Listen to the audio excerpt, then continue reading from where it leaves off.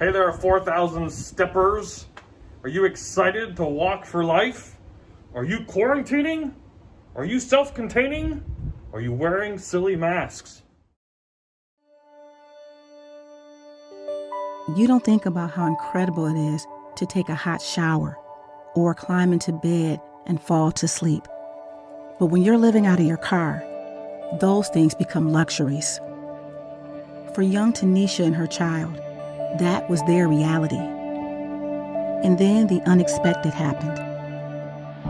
Tanisha discovered she was 4 months pregnant with a second child. She found herself lost, overwhelmed, and seeking an abortion. For each story like Tanisha's, there are thousands and thousands more stories. Women who find themselves pregnant with overwhelming circumstances and unthinkable obstacles to overcome.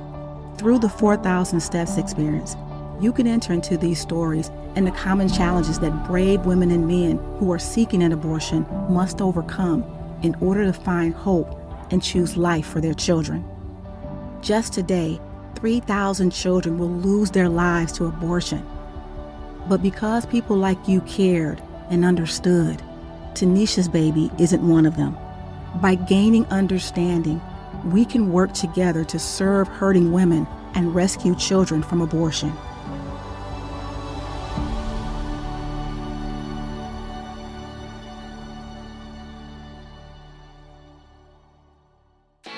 Welcome everybody to the 4,000 Steps Virtual Experience 2020.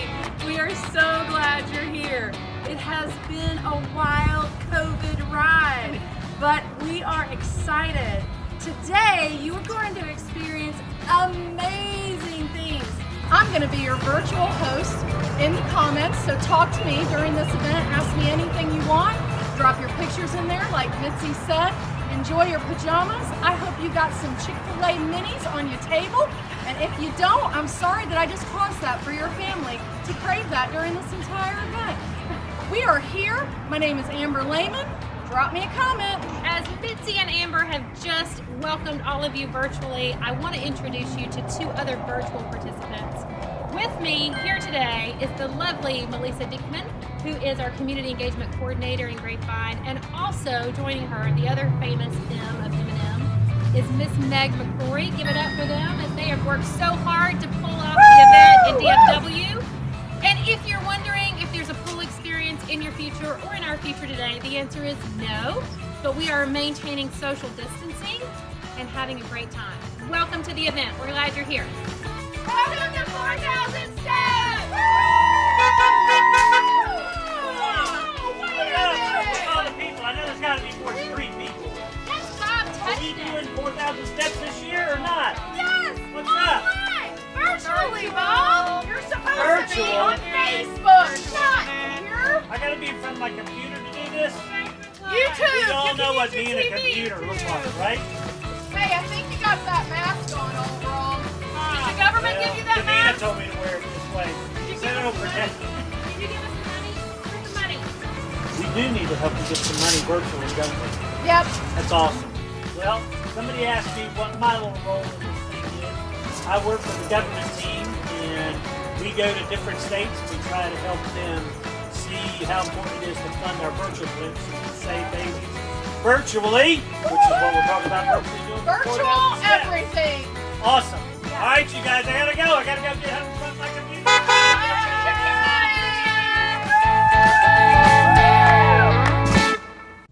This morning we're going for the wind-blown look, because there's a gentle gale blowing through Texas. Look at your hair. Thank you. Look at my hair. It looks fantastic. There's nothing to blow up there. What a coiffure. What is, There's this nothing right, to blow. what is this right here? That's my facial coiffure. Hi there, 4,000 steppers. I'm Brian Fisher. This is my beautiful wife of almost 25 years, Jessica. Say hi, honey. Hi. And we are walking on Saturday morning, joining you virtually all over the country as we support the 4,000 Steps event with Human Coalition. And it is an event. Matter of fact, it is a series of events. And so I just want to say thank you, because I know that this isn't just about the walk. This is about weeks of mobilizing and talking to churches and getting your friends together and raising money, all so that we can save 1 more child, 2 more children, 10, 100 more children from abortion. So thank you for putting all this time and effort into the walk. And the walk is something that we all do because we have a why. My why, Jessica's why, is because on June 22nd, 2010, Human Coalition rescued the very first child from abortion, and that was my catalytic moment from being marginally pro-life to being full-on pro-life, ready to work with you to end abortion. So again, thank you for being part of this awesome day and for all the work that led up to it. We know what a sacrifice it is, especially during this time, and pray for your health and safety as we walk through this crisis together. But we're going to come out strong on the other side, and we're going to save a lot of babies in the meantime. God bless you all. Welcome, Erin. So glad you could join Thanks, us, guys. and everybody. So glad you're here. So we are practicing social distancing during the COVID-19 epidemic. Our clients start actually online looking for an abortion pill, something, because they are scared and they don't know where to turn. Thankfully, they get connected to us through our call center, and our call center makes an appointment with our clinic. And they come in within 24 to 48 hours. They come into our nice waiting room. They fill out some paperwork just like a new patient would, just like you would as a new patient, right? That's what we all do. And then one of our sweet nurses walks them back. Oh, by the way, look at our giant 6 feet. We are continuing to be COVID compliant, but this is 4,000 steps, people. So we're so excited that you're here. The steps that a woman takes to get here is so important. And we want her to feel very, very comfortable because we know that she's scared, and we know that we are here to love her and to comfort her and to reassure her. So one of the things that we do is we start in one of our counseling rooms where she begins to fill out a decision-making guide. And that guide allows us to know where her head is, where her heart is. And then we bring her into our ultrasound room. Wow, this is pretty. Love it. Where she gets to understand how far along she is. And then she also gets to see and meet her child on the screen for the first time. And at that particular point, we bring her into the counseling room again, and Amber is going to share with you what happens here. So, like everybody likes to be talked to with dignity, she gets to put her clothes back on and come out here and talk with somebody her face to face here. And so then the nurse will start going through the next pages of the decision guide. And she's going to ask her, what does your head say? What does your heart say? And if your circumstances were different, what is your heart's desire? And at that point, we can see how she is struggling between her head that says she can't do it and her heart that wants to have her baby. And at that point, we can say, what I hear you saying is that you would rather have your baby than not. And so at that point, we go from face to face to shoulder, and we're able to start attacking her challenges head on. And then they're going to talk through the pros and cons of abortion, adoption, parenting, and waiting a week. Everybody makes a better decision if they wait a week. And so they wait a week, and so they can choose that. And then they're going to make a plan together. There are things that the clinic staff are going to do. Maybe it's research housing, or start putting her resume together. There's things that she's going to do, which is sending us her employment information and those types of things. And or maybe she's going to talk to somebody. Maybe her sister was a supportive person that she told, and so we're going to encourage her to talk to her sister. And so from there, they're going to make that plan. They both sign that plan, and they both follow through on that plan. And on their way out, she gets one of these nifty little spa gift bags put together by the churches. And in here are just goodies that she can go home and take care of herself. And we just tell her, we want to give you a gift. We want you to go home, take a moment for yourself in all of this chaos. Take a breather, take care of yourself, and we're going to be in touch with you tomorrow. This is God's abundance provided by you, the church, to help us help her. And we rely on your generous donations, both financial and material, to help her just understand that there's somebody here that's going to help and support her, There's someone here who is going to love her unconditionally, and this is an opportunity to show her through these material gifts and through your generous donations that you've made and sacrificed through 4,000 Steps to help her be loved. Well, we're just about ready to finish up our 4,000 steps here on this Saturday morning. Thanks again for being with us. If you have any questions, there's a chat window somewhere on your screen. Could be here, could be here, could be here, could be here, not sure. Either way, we'd love to hear from you. Post a question. Maybe you want to post about what you've learned through the 4,000 steps experience. Either way, we're just so glad that you have joined us for this event. We love our clients and we love saving babies, and we know you do too.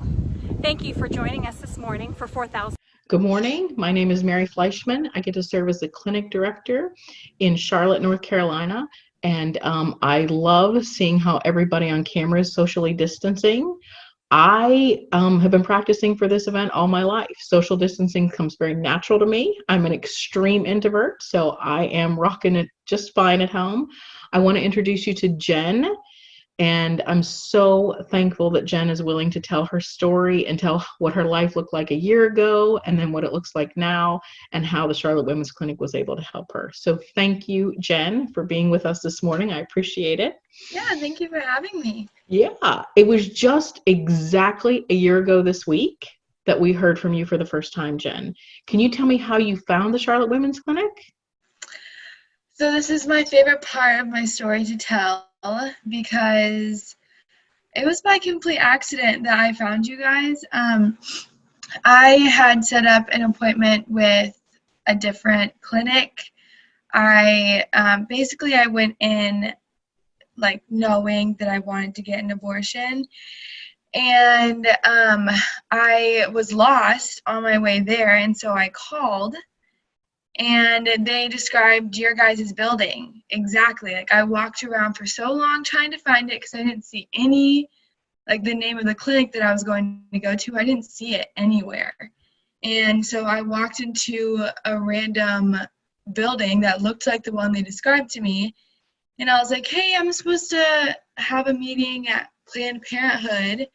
And they said, oh, well, this is Charlotte Pregnancy Center. Like, we have an appointment now. And and then I met Annette, and that's where everything changed. So I think it was totally a God thing that led me to your guys' door. We do too, yeah. So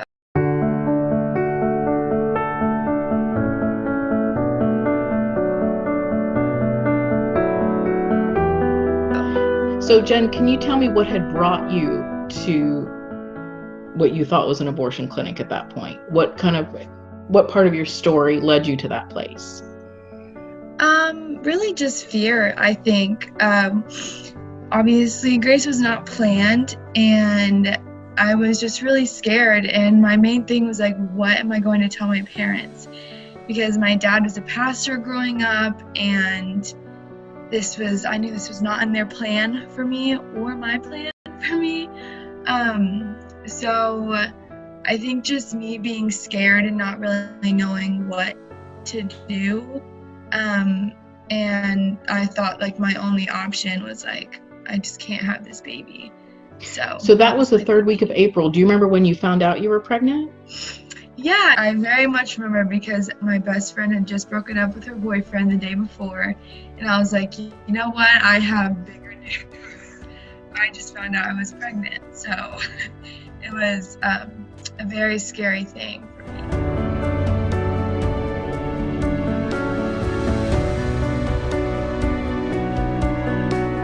And did you think that you would ever be somebody who considered abortion? I mean, not really. Like, I don't know. I just never even pictured myself being in that situation. Do you remember anything about your time with Annette? Yeah, I actually, I voice recorded the whole meeting. I don't know if she knows that, but I wanted to show it to let my boyfriend at the time listen to it. And I just remember feeling like right whenever I walked into the room where I was going to meet with her, I felt so comfortable because it was like just so cozy in there. And I remember her showing me just a factual video of what an abortion would be like, and I never felt like pressured. She asked me like, you know, kind of what I was feeling about everything, and I just told her I'm mostly just terrified to tell my family and I don't know what to do. And she just made me feel so comforted in the fact that my family's still going to love me.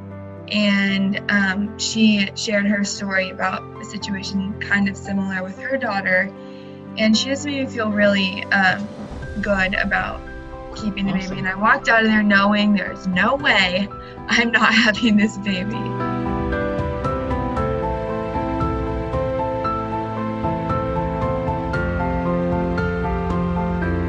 You remember telling your parents? How'd that go?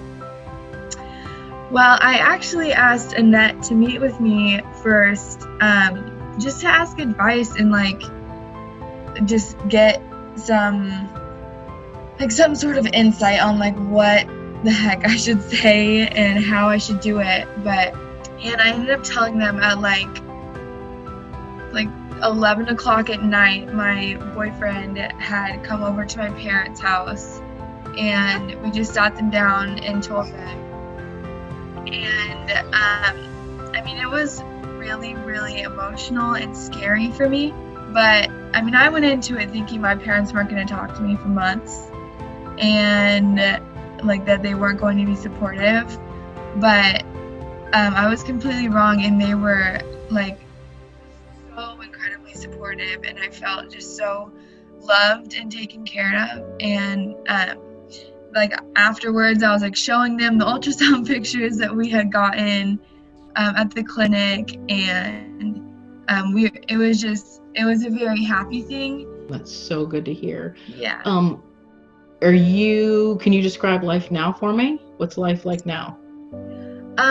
Well, me and Grace's dad, we are engaged now, and Congratulations. Thank you. We got an apartment in Statesville closer to his work, and his work allows me to be a stay-at-home mom, so I get to hang out with her all day.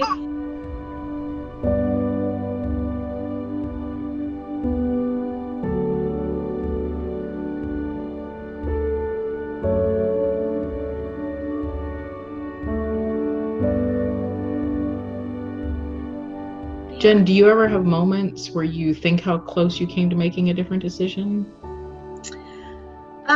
Yeah, I mean, before I showed up at the clinic, I had pretty much made my decision that I wasn't going to keep the baby, but I kept on thinking like, oh, I really want to, but I just can't. And like, oh, this would be like, I could picture myself being a mom, but I was also like, I know that it's just not an option. Like, I was entertaining the idea of me keeping her, but I knew, like in my head, I was like, I'm not actually going to, I just can't do that. Do you know that your dad called to thank us? Oh, he did? Yeah, I couldn't even tell him that we had seen somebody named Jen. They just told me there was a father on the line who wanted to thank us.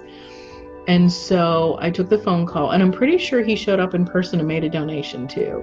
But he called, and I was, they said, this is Mary, the clinic director. So I talked to him, and I said, I can't, really respond with anything other than, thank you for calling.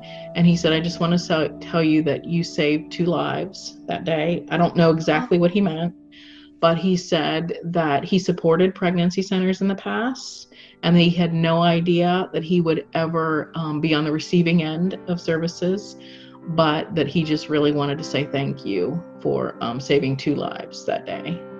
Yeah, that's awesome. Well, you guys really did. I mean, I tell Annette all the time, I'm like, Grace would not be here if it was not for the clinic, and I'm just like so incredibly thankful for what you guys do and how you guys changed mine and brought Grace's life. So, pretty awesome. Well, we are so thankful that you're willing to share that story. It's really important that the people that support us get to see the faces and the names and the stories of lives changed. So you sharing your story will help us continue to be able to touch other lives. So I am ever so thankful that you were willing to meet with us this morning and share that part of your story.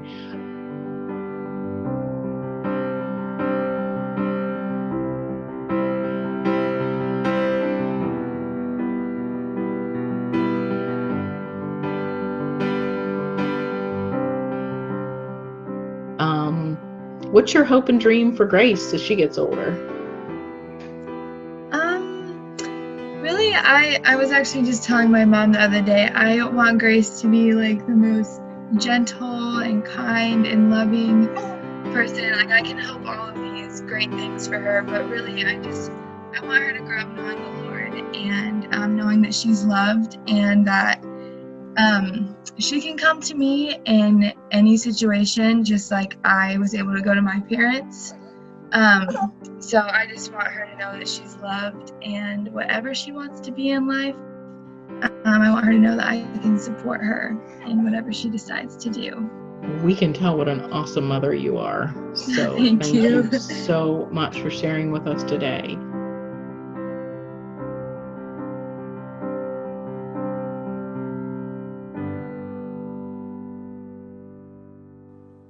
Hey, Melissa, how's it going? Good. Good to see You you. too. Melissa Dickman, introduce yourself, because I think all anyone could see earlier was just you on Aaron's cell phone. Yeah, so I am Melissa Dickman. I'm at the Grapevine location. I'm the Community Engagement Coordinator, and I love it. Yay! And I am Mitzi Bassett, and I am in the Raleigh market. And we are so glad you're here. So as you can tell, we are definitely social distancing because Melissa is in Texas and I'm in North Carolina. And we are going to be your virtual learning station hosts today. We're going to walk you through, basically, we're going to talk you through what you would typically learn at a 4,000 Steps live event. The amazing thing is that none of us really expected this to happen, but it doesn't catch God by surprise at all. And I love that little phrase in most of the Psalms that say, but God. You know, it's a reminder that I'm not in control. We're not in control. God is in control. Right? Amen. He really is. He's gone before us to ensure that Human Coalition is poised to continue to serve our clients and their families well. And even on, March 16th, Human Coalition innovated and took all our clinic services virtual.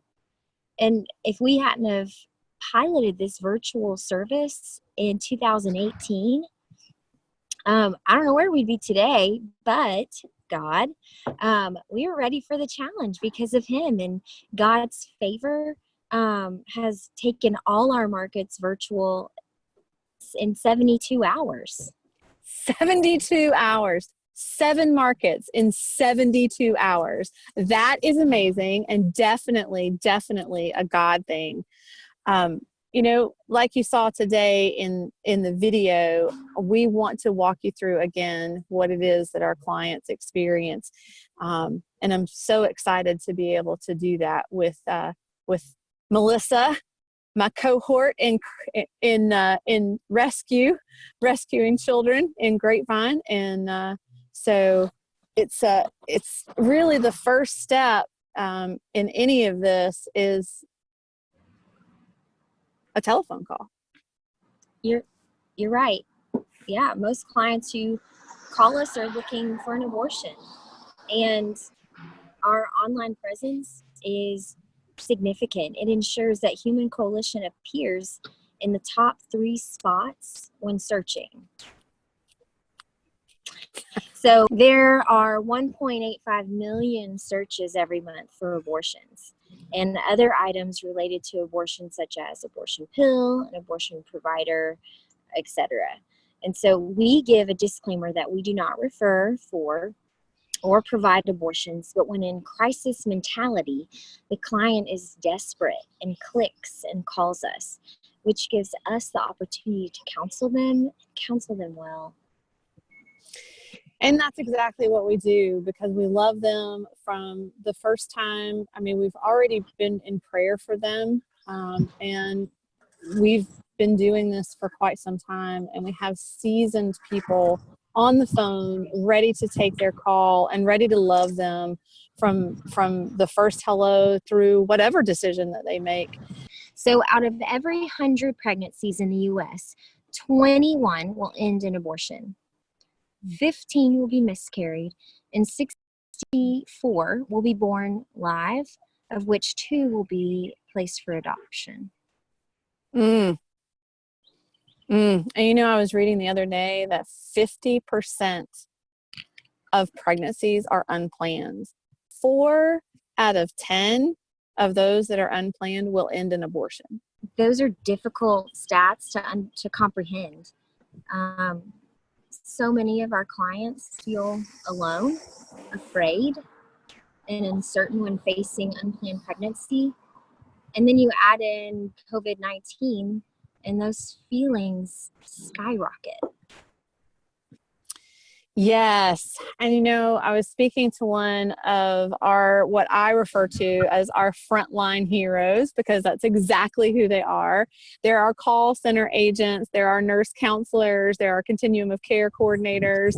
They are the ones there poised, trained to take that first call and to lead them through this decision that they're going to make.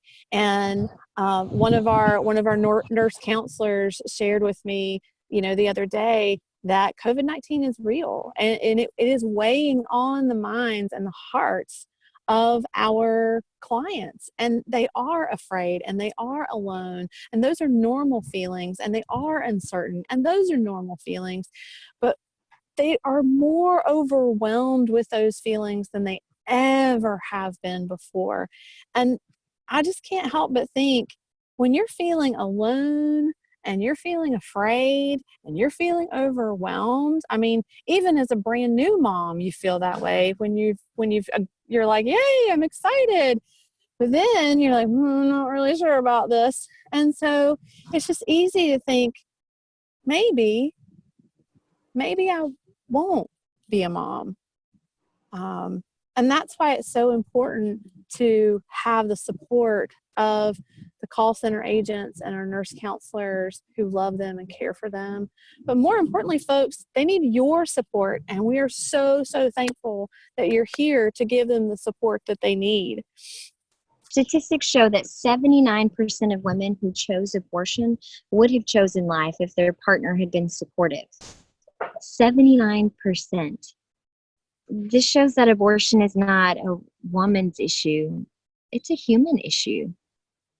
It is a very sad statistic, and I hate that it's true, but I know that it is, and it kills me. It bothers me, obviously, every time I hear it. And so let me just take a minute and speak to the men in the audience. First of all, thank you. Thank you for realizing, thank you for not believing the lie that it's simply a woman's choice. But I also want to encourage you to stand up and show the women in your life, your daughters, our clients, your nieces, your friends, your family, that they're honest, caring, and compassionate men out there who want to do the right thing. I'll tell you one staggering statistic that really blows my mind is that of every 5 fathers, of every 5 men who father a child, only one will parent. It's his choice and child as well. You know what? The weird thing is, Melissa, is that the same culture that calls abortion a choice also calls it healthcare. Okay, I'm not going to get too deep into that right now because this is not technically one of our learning stations, but it is worthy to speak of. And so what I'm going to do is, down in the chat box, I'm going to drop a link to an article that our president, Brian Fisher, wrote not too long ago. And if you want to learn more about that, I highly encourage that you read the article, because now we're learning that abortion, and it's one of the reasons that even during this pandemic, where so many doctors' offices are closed, Planned Parenthood and abortion clinics are remaining open. Not cool. Not cool. You're right. So take a look at that link and let me know what you think. Yeah, thanks, Mitzi, for doing that. So there are other pressures for our clients to abort. Many of them are financial pressures. They may already have children and don't feel they could afford to bring another child into the family. Yeah, and sometimes they also know that if they choose to abort, like we said before, that they're not going to have the support. Well, that lack of support weighs into those financial pressures. If they don't have housing, if they don't have a job, and if they don't have childcare, what are they going to do? Those are our three big issues with the majority of our clients: our jobs, housing, and healthcare. Well, now you've got, I don't have the support of the people who say that they're going to love me, and I don't know what's next. I don't know how to move on, and that just continues to perpetuate the fear of the unknown and the uncertainty, and it also perpetuates the fear of being alone. Yeah, Most of our clients don't like. Yeah. So guys, keeping that in mind, most of our clients work minimum wage jobs, which often means they have more monthly bills than money. Take a look at this slide.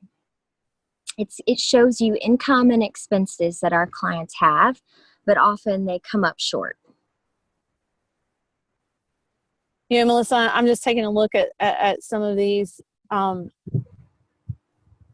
bills, and this is very conservative. I don't know about for your area, but for my area, these are very conservative living numbers.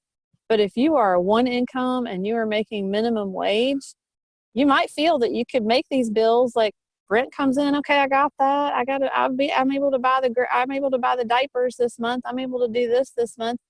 But then something else comes along, like, I don't know, a car repair or an unexpectedly high utility bill. And that then throws them into a financial crisis, which could lead to a decision that would be detrimental. Yeah. And that's one of the many things I love about what we get to do. And that's when women come to us in these crisis situations, our staff works hard to meet her needs, because we believe that the current short-term crisis shouldn't determine whether or not her child gets to live. That is so true. That is so true. Being able to walk her through the realization that it really is a short-term crisis. This is overcomable. And we offer them the opportunity to learn about budgeting, to learn job training, to get them in a place that they can feel secure in making decisions. We offer them material assistance items like diapers and wipes and cribs and car seats and playpens and all of those things. Even more importantly, what we do is we empower her. We give her resources, local resources, state resources, and federal resources. And we say, okay, here's what you can do to get necessary items and necessary assistance that you need, and we're going to help you. So here are the things that we're going to do. But you also need to do some things as well. So it gives her a confidence to walk through those steps. Most of the time, she didn't even know that the resources were available. And so it's just a matter of being able to help them find the assistance that they need. And that's really important. Yeah, you're right. And another thing is we also rely on the local church, and that's you. We rely on you to help with physical, spiritual, and emotional needs for our clients. And I personally love seeing the church mobilized for the sake of the gospel. And I love seeing the church love on these women and families and seeing these needs met. Same. It is amazing. The great thing is that you have already been helping. You raised money for 4,000 steps. Thank you so much. We're so excited. I wish that we could all be together, but that's just not possible. But thank you, thank you, thank you. There are more ways to help. And some of you out there may have gotten an invitation to this event yesterday and you didn't know a thing about 4,000 steps. You're like, what is this 4,000 steps?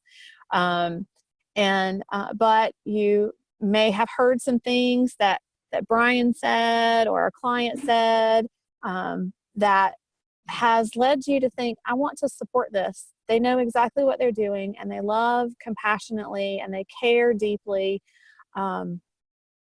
And I want to be a part of that. So there's a link. There may even be a couple of links coming up shortly to share with you that would allow you to give today. So you can give today. Some of you may be thinking, well, I've already given. We're not asking you to give, double, triple. But some of you may be thinking, I want to get involved. I want to know what else is going on. But before I get into that, let's explore a little bit about the virtual and how that works, getting material assistance. Melissa, can you help us with that? Yeah, so our virtual model works so that our clients can receive that material assistance we told you about. We can have items drop shipped directly to the client. Yes, and there's some other ways that you can get involved too with being able to email e-gift cards directly to some of our clinic directors. And I'm going to drop those emails down in the comment box. So if that is a way that you would like to get involved, we'd love for you to participate in that opportunity as well. So often we forget what the obstacles that our clients overcome in order to choose life really are. It's scary when times are normal, but it's even more overwhelming during these times of uncertainty. Our clinic staff and our call center staff are our frontline heroes, and they have felt the burden of not only transitioning to a full virtual operation, but also, having to deal with clients who are really, really stressed. Well, I've got some good news about that. Our speed to nurse with virtual has made a huge impact. And since January 2020 through March 31st, 2020, we've rescued 1,018 children so far in 2020. Yeah. It's encouraging, it's amazing, and it points directly to our God, our good God. Yes, it does. Yes, it does. I'd like to spend a little bit more time talking about our Continuum of Care program and go into a little more detail. Our Continuum of Care program is designed to remove barriers, identify what those barriers are, and help the client remove them so that she can choose life. And we want ultimately to get our clients connected to a local church so that they can understand, basically so that they can oftentimes see a paradigm, see an example of family that they've never seen before, and help them to get into our mentorship program. Yes, so Continuum of Care, is a holistic program, and it seeks to provide ongoing care and support to clients in crisis who are seeking an abortion. Every client who comes to the clinic or is served virtually is offered Continuum of Care services during their initial appointment. Yeah, and if they choose to utilize the Continuum of Care, then our Continuum of Care coordinator will contact them, give them a call, and basically walk through them and be a friend and somebody who's going to shepherd them through the process of getting them the help and the assistance that they need. Ultimately, connecting them with a mentor that can help them move from, removing these barriers, because it's life altering. Regardless of what a woman chooses, whether she chooses to carry to parent, to carry to place for adoption, or to to abort. It's life altering. You're never going to be the same. And we want to empower them to be able to feel confident to choose life for their child, whether it's to parent or to place for adoption. Absolutely. It's right. You're right. Our clients need hope. That is exactly what our continuum of care program helps our clients understand, that they can move out of a place of fear and into a place of stability. You're right. And once a client achieves stabilization, our goal is to connect her to a volunteer mentor who can continue to provide that positive guidance toward those lifestyle changes. We also work to pair mentors to engaged fathers at our clinic that express a need and desire for that type of support. Our volunteer mentors provide guidance on topics such as parenting, employment, career goals, and spiritual growth. It's just a real natural way for that to be led in, so that they can get into a faith community and a church community. I completely agree, because once they're connected to the church body, and then they get discipled and shepherded, you said shepherded before, and it's true. They're going to get,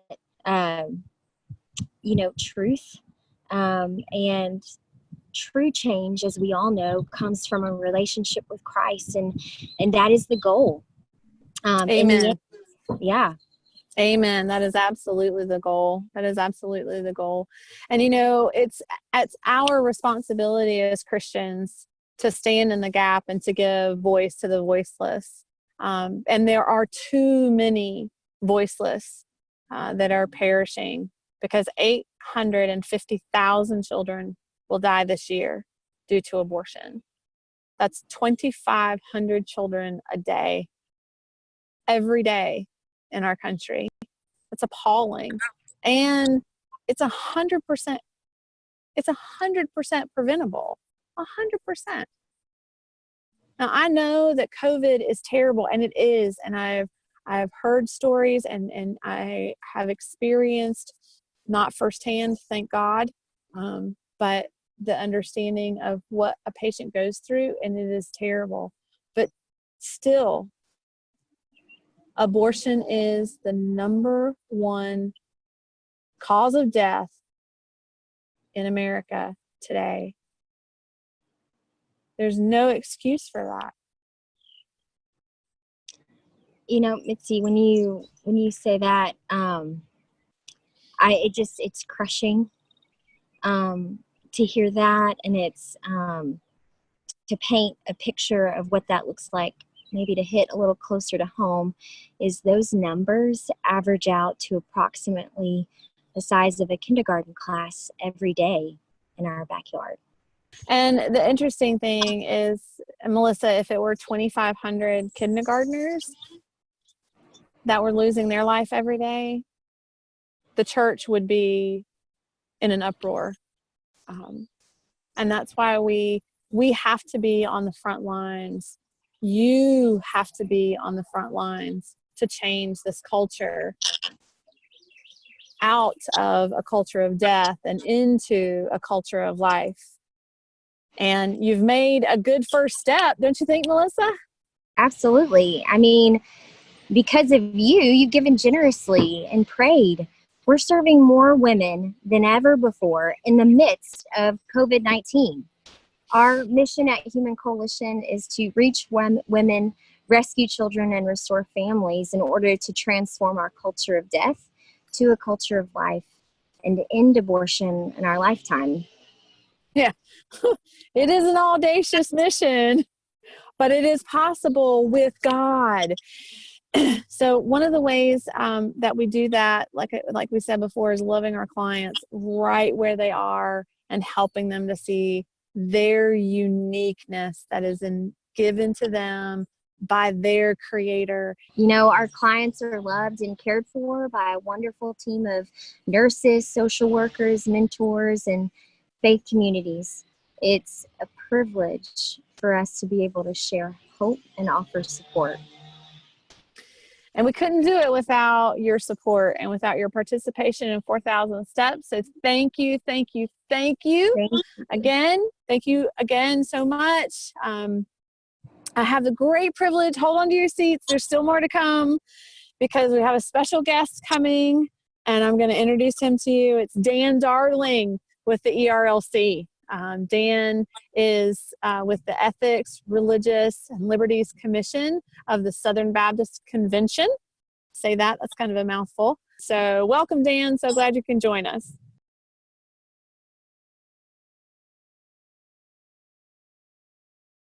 Hello, I'm Dan Darling, and I'm Vice President of Communications for the Ethics and Religious Liberty Commission. And I had so much hoped to be with you there at the Human Coalition in Raleigh. I've enjoyed my time at these events and have come to really, really appreciate and respect and admire the great work that Human Coalition is doing these days in fighting for every unborn human life in your communities. I just want to commend all of you who work at every level at Human Coalition to know that you are doing God's work, you are doing important work, you are doing work that is courageous in a time when the pro-life cause is experiencing some really good momentum, but also is increasingly looked on as fringe and weird by both the mainstream media, by popular culture. And I just want to encourage you to keep fighting the good fight, keep doing what you're doing, keep saving lives. We will only understand the full impact of what you are doing when Jesus returns and we see all the lives that you have been able to save, both spiritually and physically. And so I just want to commend you and the work that you're doing there in Raleigh and around the world. It's interesting, we are in this time of coronavirus right now, and it strikes me that even in secular societies, we're hearing people talk about the value of every human life. We are shutting down, taking great sacrifice and risk and hardship in order to protect the most vulnerable, those who are immunodeficient, those who are elderly and sick, those who might have underlying health conditions. We're not saying that they're expendable. We're not saying that we don't care if they die. We're saying, no, we're going to stop everything. We're going to shut up in our homes so that the vulnerable could live. This tells me that even on human hearts, there's this instinct that humanity is valuable. And so we need to speak to the very real and scary realities that unwed mothers face, economically, socially, in every way, in a way that they understand that we're there for them. And we need the church to come around and provide resourcing and care. This is why I'm so bullish about the Human Coalition and what you are doing, because you are coming in with this message that, hey, listen, as a young mother, you can flourish and your baby can flourish. You don't have to choose your own flourishing over the flourishing of your baby. You both can. And I think that's an incredible and powerful message. I think, secondly, we need to have language of human dignity across the board. Now, God has gifted people in different areas, in different specialties, right? And for those of you that work at Human Coalition, God has called you and pressed you into this unique space where you are singularly advocating for the flourishing of unborn human life. And you should continue to do that. But as Christians, when we talk about other issues beyond the unborn, we need to not abandon our belief in the sanctity of human life. So even as we talk politics, even we talk about other kinds of people groups, if we use dignity-denying rhetoric in those environments, we'll lose the right to make an argument about the unborn. So I think that is very, very important. I think third, we have to make our arguments couched in gospel language. And what I mean by that is this. We don't want to come into this argument as if we are the good people, as if we are the righteous people, the righteous warriors. We want to come into these arguments and these discussions as humble, open-handed, broken people. We too have committed violence against God by our sin. And if we carry that kind of broken, redeemed gospel language into our conversations, it'll make us compassionate, it'll make us listeners, it'll make us empathetic toward the plight of those who have to face difficult choices. It'll make our care better. And so I encourage you to be gospel people. Have the end in mind, that God is doing a work and He's doing it through you. And so I just want to encourage all my friends at the Human Coalition with this. I want to support you in every way I can. And I want to say that if you're watching this video and you are considering giving toward the work of the Human Coalition, I want to beg you and implore you with everything I have to do that. If you are pro-life and if you care deeply about the slaughter of unborn human beings, as I do, I cannot think of a better place to put your pro-life money than the Human Coalition. Would you join this cause? Would you be this generation's Wilberforce, this generation's Martin Luther King, this generation's warrior for the cause of the unborn? Would you do that? I want to encourage you to do that. And I want to thank so much the wonderful people at Human Coalition for the great work they do. Thank you, and it's been great to be with you. I know so many of you are praying for Human Coalition and our staff and our families. It's been a fascinating 5 weeks for us, as I'm sure it has been for you during the COVID crisis. We did make the decision on March 13th to close all 7 of our brick and mortar clinics and to convert our entire care system to a telehealth system, what we call a virtual clinic. So on March 13th, we did shut our doors temporarily in our 7 clinics, but on March 16th, we opened up full staff, full capacity, serving women all over the country in our markets using the power of technology. By God's grace, we already have 2 virtual clinics that serve certain areas of the country, so we converted the entire operation to a virtual operation. And as you might imagine, this is a very stressful time for many people in our country. The unemployment rate is skyrocketing, there are financial stresses, there are relationship stresses, and so we have seen a marked increase in the number of calls that we are getting from women who are struggling, and frankly, we are seeing an increase in the number of babies that are being saved. It's only God that could work something out like that, where He could take a crisis like a pandemic and convert it into more and more saved babies. So we are responding. Being at full staff, full capacity is not always easy, especially when we have everybody working from home, and that's not always convenient. But our courageous, awesome staff is getting it done. And in all of our markets, we are seeing this increase. Clients are saying things like you can imagine. Hey, I don't have a job anymore. I can't raise a child. Hey, I didn't mean to get pregnant. What do I do? In some states where courageous governors have shut down abortion clinics, these women legitimately have nowhere else to go, and that pleases us very much. In states where the governors have kept their abortion clinics open, we are still fighting to get in touch with those women and save those children. So your support, your involvement, your prayers, your volunteerism is more important now than ever, because the need for Human Coalition is greater during a crisis than even before that. And by God's grace, He has given us the awesome staff, the best technology, and some wonderful innovation to meet those needs, and we couldn't be more thrilled. We're going to get through this together. We're going to come out the other side of COVID stronger, and we believe we are going to make advances for the cause of life so that abortion is unthinkable and unavailable in America.